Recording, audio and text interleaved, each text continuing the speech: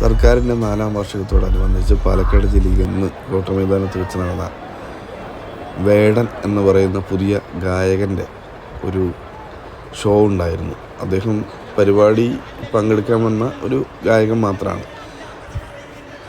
ഈ കാണാൻ വന്നവരുടെ തെക്കിലും തിരക്കിലും പെട്ട് 15ഓളം പേർക്ക് പരിക്കേറ്റിട്ടുണ്ട്.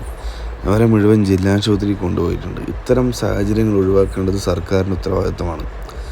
സർക്കാരിൻ്റെ പരിപാടിയായിട്ട് പോലും അതിനെ നിയന്ത്രിക്കാനോ അതിനെ വേണ്ടത്ര ശ്രദ്ധിക്കാനോ സാധിച്ചിട്ടില്ല എന്ന് പറയുമ്പോൾ വളരെ വലിയൊരു വീഴ്ചയാണ്.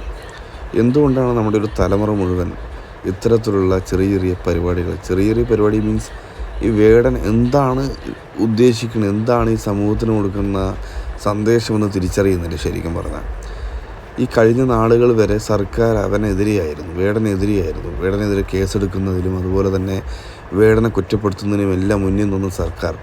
അയാളുടെ പിറകെ കുറേ ഒരു തലമുറ മുഴുവൻ ഉണ്ട് എന്ന് പറയുമ്പോൾ അവനെ ചേർത്ത് നിർത്തി സർക്കാരിൻ്റെ പരിപാടികൾക്ക് ആളെ കൂട്ടാൻ വേണ്ടി നടത്തുന്ന ഈ ഒരു നാടകമാണിത്, വെറും നാടകം.